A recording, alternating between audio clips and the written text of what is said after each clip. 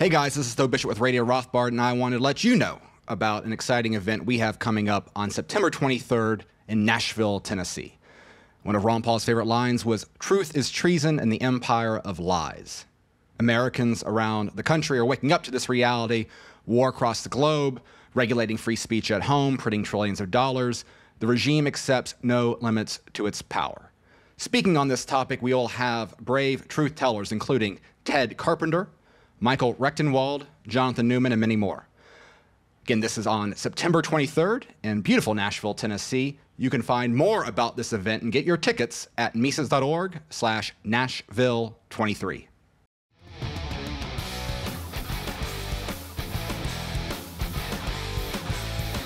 Hello and welcome back to Radio Rothbard. I'm Ryan McMaken. I'm executive editor with the Mises Institute. And with me, as always, is my co-host, Tho Bishop.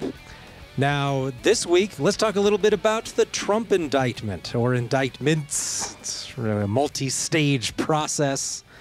And Tho has this week written an article. We haven't run a whole lot of it on Mises.org. That's MISES.org, in case you haven't visited lately. Because it's largely a legal issue, but there are, of course, larger issues of the relationship between the regime and the voting public and manipulation of the voting public by the regime using federal criminal law. So let's look a little bit into that. And Tho's article this week at Mises.org is called "The United States versus Donald J. Trump." And let's just start off when we talk about this. I think many of our readers can be forgiven for not following the details of what the charges are. And many are just perhaps exhausted, or they're not personally invested in Trump very much. And so we're going to need to explain why it matters, why anyone should care, and if they're not a diehard Trump backer. But let's just start off by looking at what the charges are. Any of these like real crimes, or are these just more of those federal made-up crimes that the FBI and federal prosecutors had to spin through some BS multi-stage process? So what are we looking at here? These are very, very serious crimes, Ryan. We have conspiracy to defraud the United States, conspiracy to obstruct an official proceeding, obstruction of an attempt to obstruct an official proceeding, and conspiracy against rights. And they evoke the 1871 Ku Klux Klan law as a way of restricting civil rights of the American populace. So this is very, very serious stuff here, Ryan. But you're right. It's easy to kind of let this stuff, like, you get to the point where you just get Trump exhaustion just from the legal side of things now, because there's been multiple indictments now, most from Jack Smith, who was the special counsel here. Up to this point, they have largely focused on the improper holding of classified information.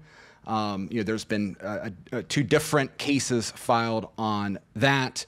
Whether Trump was in possession of documents he shouldn't have had after he left office, whether he was showing people. And there's this great clip of Trump, like, in off the record, like in between doing an interview for a book, where he's talking about, hey, look at these military plans. I'm not supposed to show you them, but look, like, they wanted me to invade Iran. These people are crazy. And so, it's easy to kind of get, bored of, okay, well, Trump's in trouble again. But they seem to, there is I think a purpose for this repetition. There's a separate issue involving Fulton County, Georgia, and the broader sort of going back to the election issues within that state and Democrat prosecutor there. You also had the issue with the sexual harassment case up in New York, where he was found guilty and had charged a civil monetary penalty up there. But all of this, really, this in particular, I think, is the creme de la creme of Trump derangement syndrome from a legal side of things, where they're really, the case here is that Trump attacked American democracy. And the core of their argument is they have all of these, they had, all goes back to the good old Liz Cheney years, it seems way back ago, but just last year, where you had the January 6th hearings, the primetime television event. They bring all these people from Trump world. They pressure them. It's like, oh, well, Trump's not going to bail you out, so tell us what you need to know.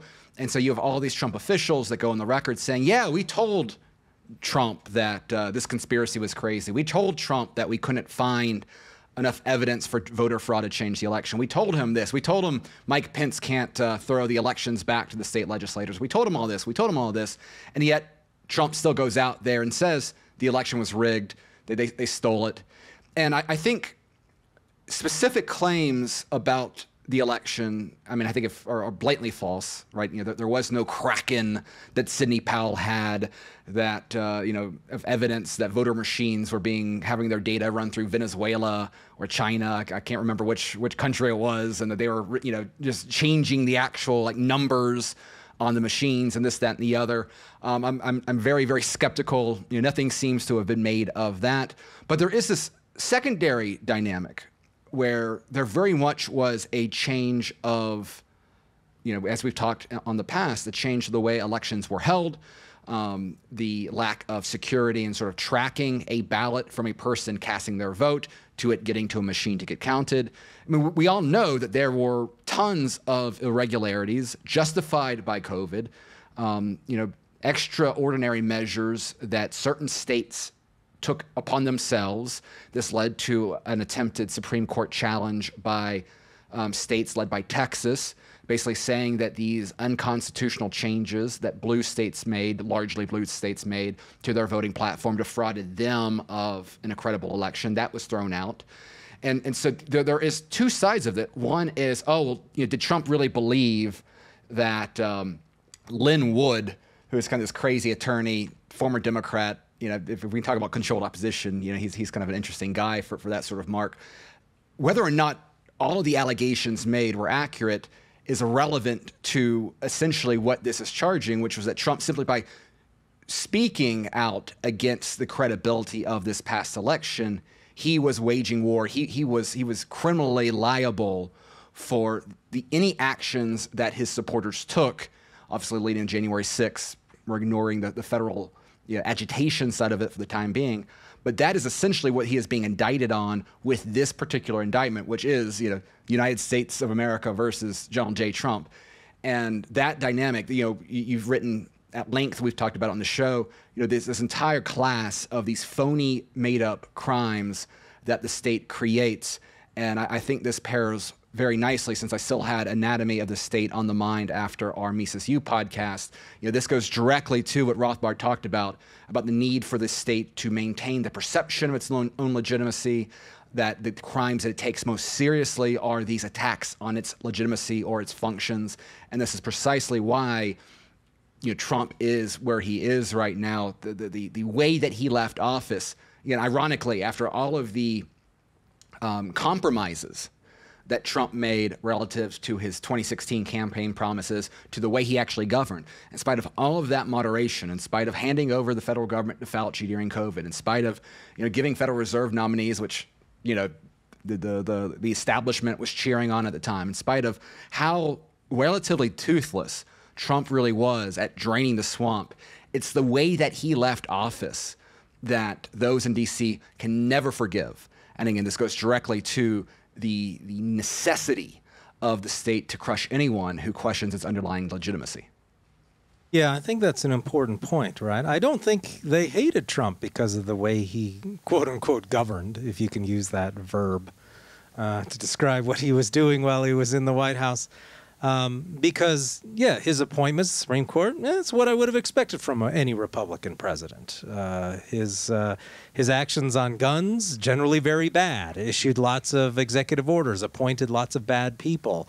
What's there to truly hate about this guy from his actual time in office? But it's notable that all of this stuff they're piling on him, it seems to be rooted mostly just in stuff he said in the final days of his presidency. Things words that came out of his mouth about expressing doubts about the legitimacy of the election. And that's very bizarre that we let people in the federal government prosecute people for such quote-unquote crimes. Of course, normal people can express doubts about the legitimacy of the regime all day long, or at least should be able to, as any reasonable understanding of the freedom of speech would imply.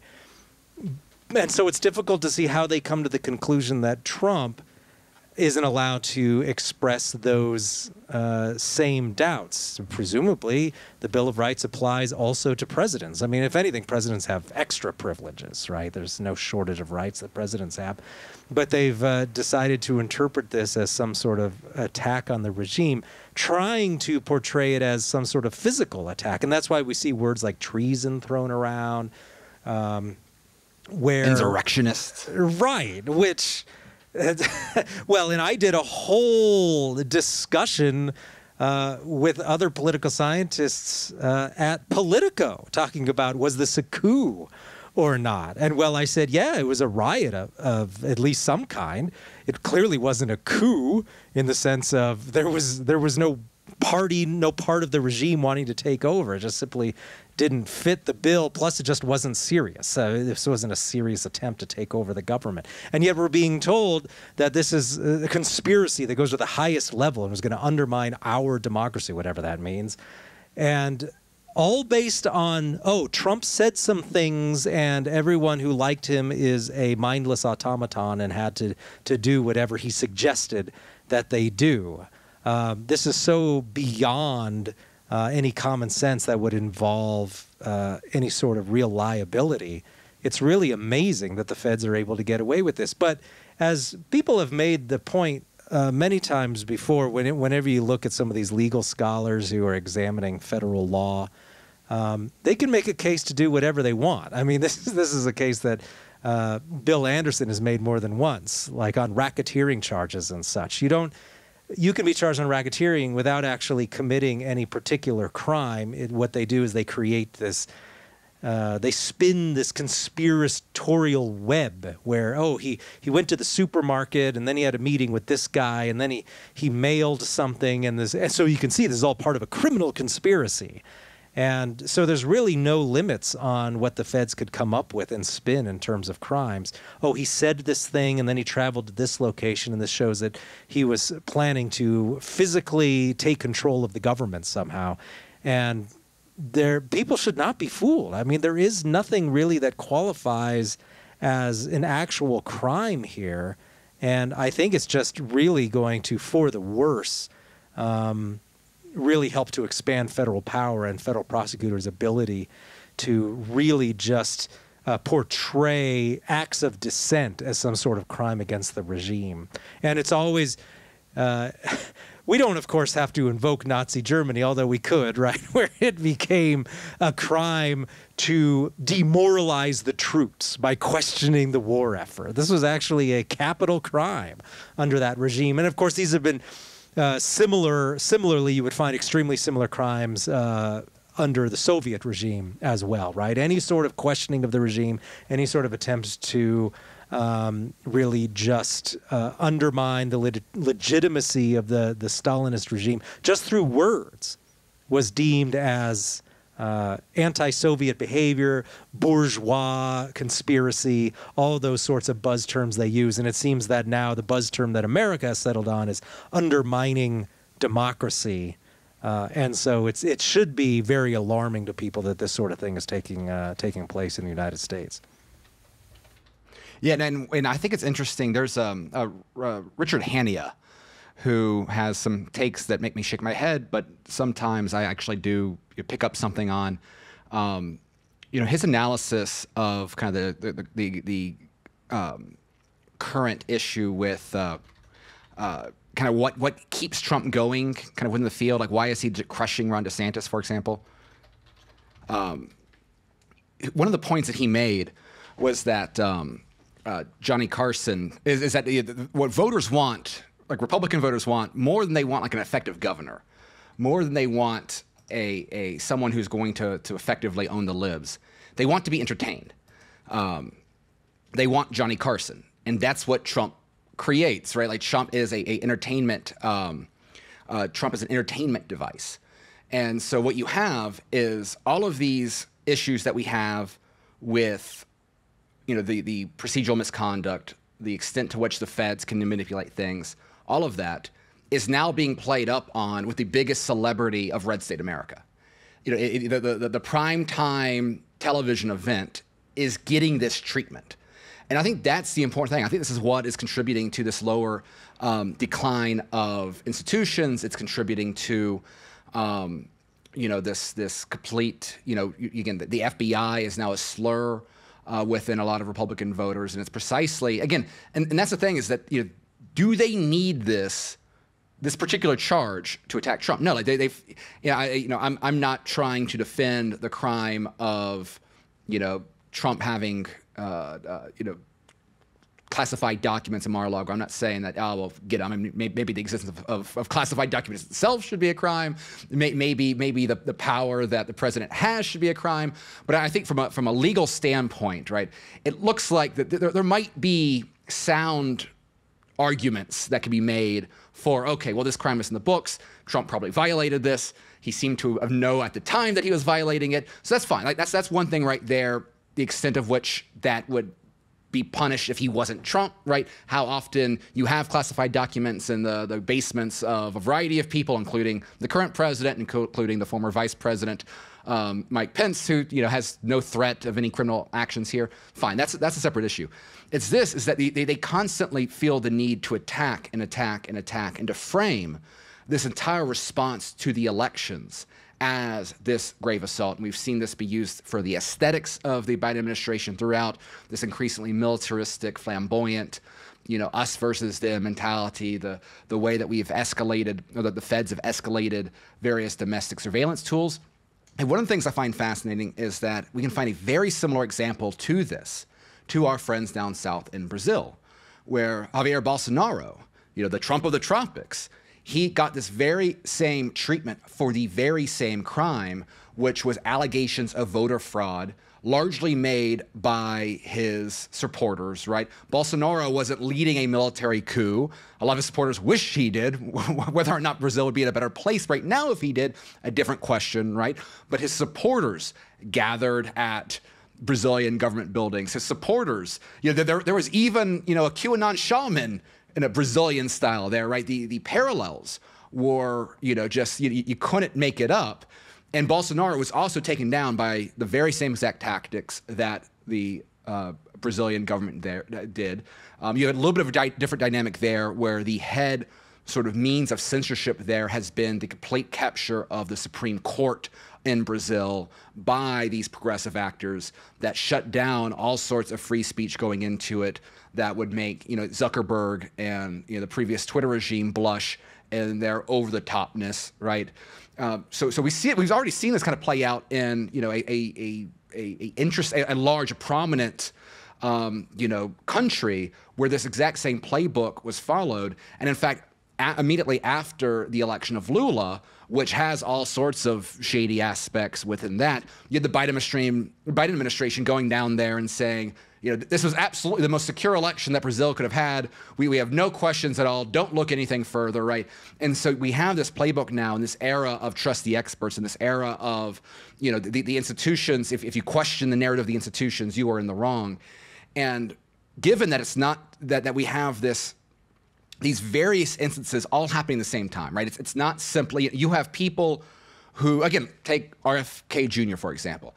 RFK Jr. wasn't out there on January 6th saying, let's storm this place. It was rigged, right? I mean, I have no doubt that RFK Kennedy Jr. voted for Biden, but his skepticism of the medical regime and the sort of people that are drifting to him, I guarantee you that a lot of the people drifting to RFK Jr. and see that as sort of an anti-establishment poke in the face, right? These are not, for the most part, Trump people. They are, maybe like a Joe Rogan crowd, sort of, independent thinker like Tulsi Gabbard, maybe voted for Bernie Sanders in 2016, outside of the traditional box sort of people.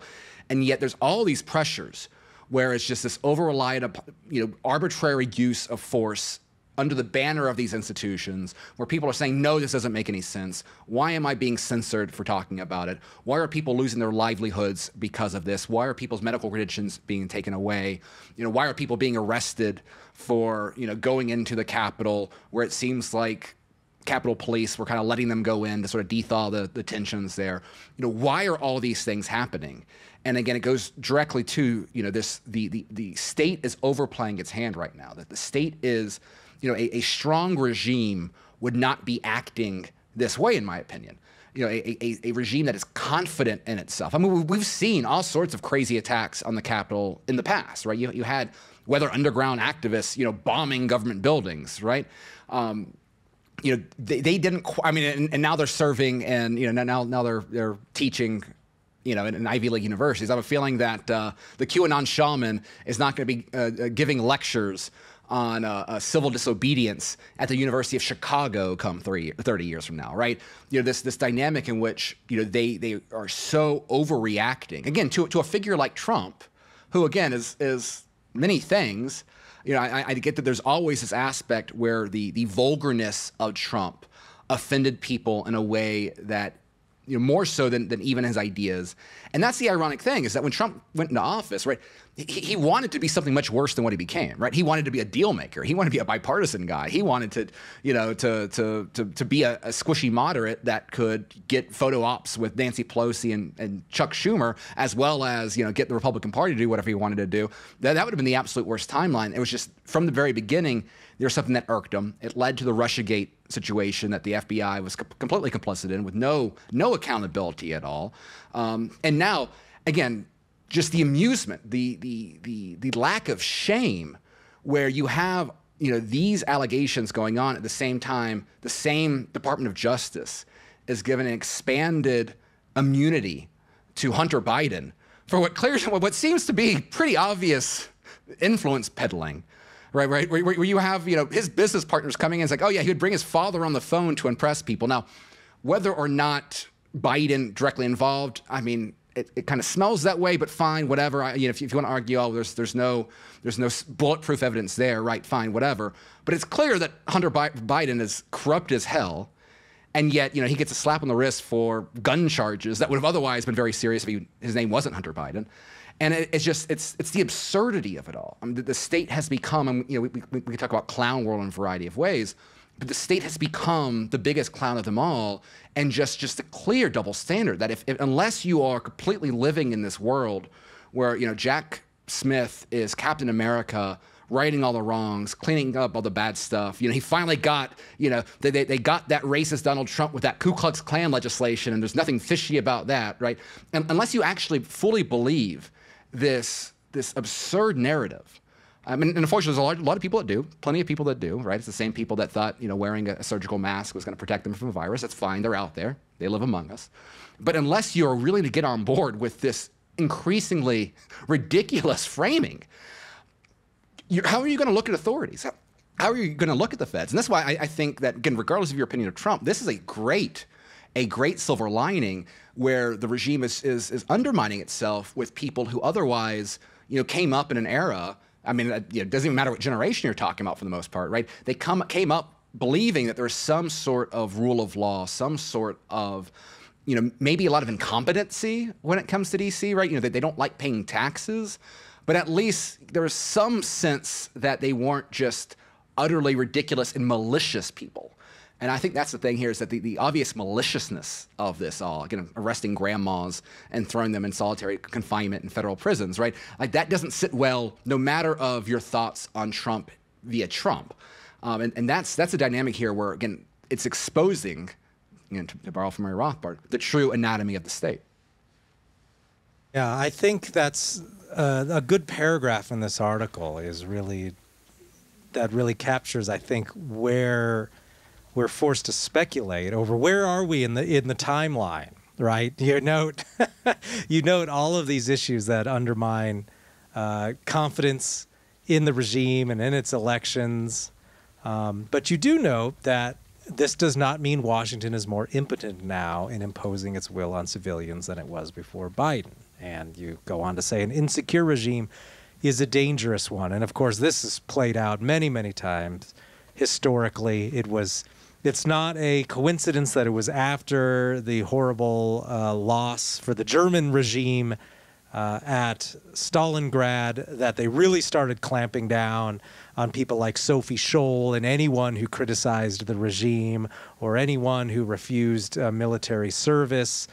And because we see all sorts of executions then taking place in 1943, all in the wake of the sudden realization by the regime that they might be going down. And so there was an attempt to button everything up.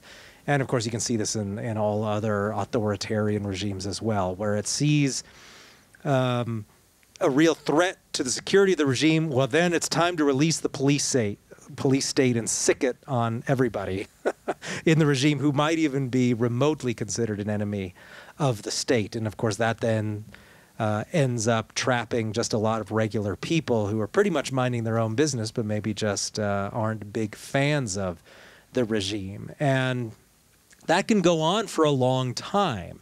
Now, it is always the early part of the death throes. I mean, you saw it even in the Soviet Union, right? People, eventually they start to pick up on just how reality obviously is not the same thing as what the regime claims reality is. It's they recognize they're being lied to constantly. They recognize that the regime is not really built on the approval of the population. They get a sense of what's going on. Of course, most of them don't have the time or the energy or the resources to do anything about it until it just becomes so acute that the regime eventually just enters a crisis period. But in the meantime, the regime can do a lot of damage. So yeah, I think you're right. For now, the regime is plenty potent in its ability to arrest people, prosecute people, create new crimes, go after anyone who dares question it. But at the same time, you're going to see not just the maliciousness of it, I think, but we could also just add the fact that it departs from reality in that it doesn't match up with what people are actually seeing, and that people start to detect the double standard and the hypocrisy behind it, right? For example, people might wonder, well, why is it that Hillary gets to declare the 2016 election invalid because of Russian interference that apparently didn't amount to much at all, and yet when Trump says that the 2020 election was no good, then he gets prosecuted for that. And I'm sure that the people prosecuting Trump, they have their nuanced reasoning as to why there's a difference. But I think the casual observer is going to see, oh, I get it. If you're on one side, you get to declare the election no good, but if you're on the other side, you don't get to. And then you have to wonder, well, which side are you even on? Because while people listening to this podcast may be very committed to one side or the other, a lot of people aren't. And so it's just not really clear what the regime is doing, except that it's behaving in a cruel and capricious manner, and that really undermines it. Unfortunately, though, it doesn't bear fruit immediately, and as we've seen in many other failed regimes, it can take quite a lot of time. Well, and the catalyst they're using to justify all this, right, is January 6th, right? I think that is, and I understand that argument, right? I can understand that logic. Okay, well, Hillary Clinton was railing, there was an illegitimate fraud and election interference and yada, yada, yada. And you had multiple members of the Democrat caucus, including the person that replaced Nancy Pelosi, make the same argument. You had a variety of Democrat congressmen refuse to confirm the results of the election, which they're even trying to link in some of the sitting members of Congress in this broader conspiracy because of that action, right? But, that was just all procedural. It was all ceremonial.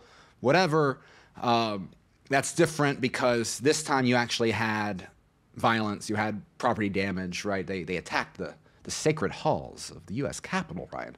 But of course, and then that gets into the secondary part of this, which is the extent to which the FBI refuses any transparency on how many agents were there, the role of those agents. You have this Ray Epps fellow who, is one person caught on camera saying we must go into the building, right?